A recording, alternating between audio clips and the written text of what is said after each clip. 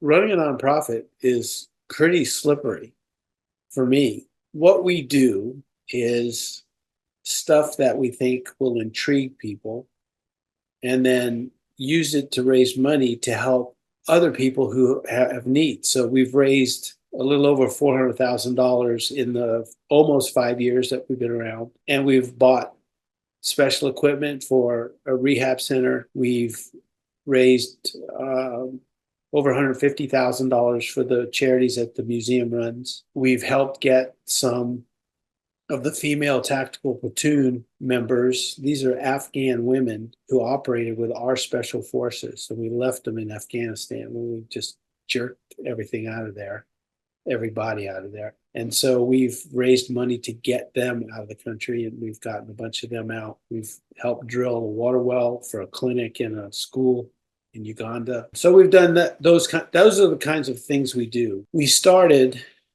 a 1,000-mile bike ride from the SEAL base in Little Creek down to the museum. Raised a decent amount of money, even though we didn't know what we were doing.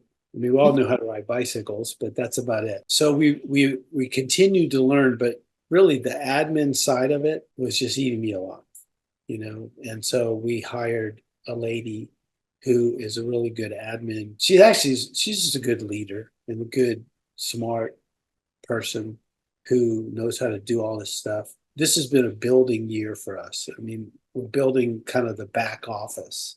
Mm-hmm. We have some really good plans in the future. One of our guys, the other founding member, my buddy who's a PA, he just came back from Israel supporting the IDF. So we're doing a Zoom call. People have to donate some money to be on it, but it's like an eyewitness account from what's happening in Israel right now, the Mm-hmm. conflict with Hamas and Hezbollah and whoever else is in line. It's a bunch of team guys. And if team guys are looking at this episode of your podcast, I think, one of the things that for me is that a lot of guys find what I found. You go work for a company and it's like a bunch of guys whose highest aspiration is to not get fired. What's the least I can do? It's keep my job.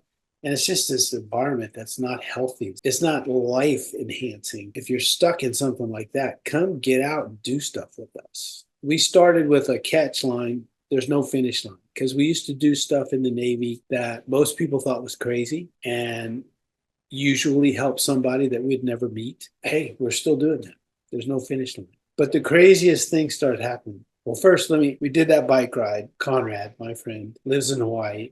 And every time he comes to the mainland, he'll stop over at our house, wherever he's going, and then stop at our house on his way back. So we boxed our bicycles up at the museum in Fort Pierce, flew him here, and now it's time for Conrad to head home. So he's going out the front door with his bag, and I'm coming out of the garage with his bike box. Now I'm done riding the bike. I'm like, what?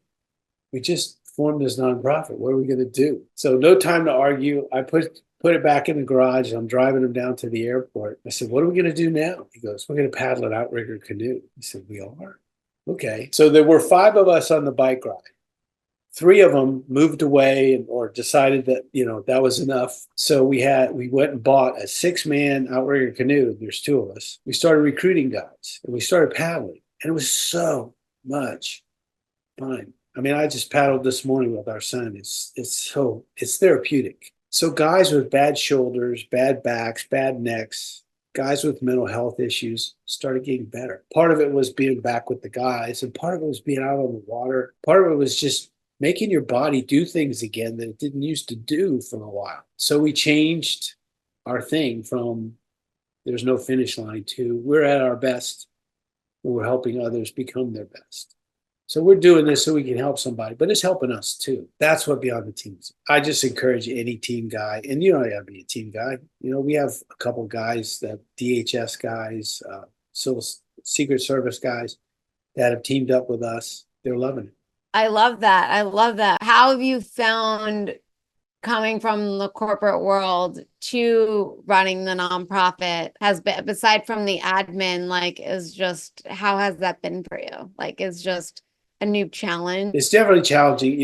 I don't mind doing like the training on a bike or training on a outrigger canoe or a kayak or something. Actually, I love that. It's hard to ask people for money. And there is I heard somebody say it, a need fatigue. When you look around, there's so many people with legitimate needs. It can be overwhelming. One more group saying, hey, support this thing we're doing. So now we're in that pile. We're trying to do good things and trying to get two things to happen. Number one, for us to be intriguing enough to the general population that they'll want to support the different initiatives that we get behind. And we want to get more and more special operators off the couch or off the bar stool and back into life.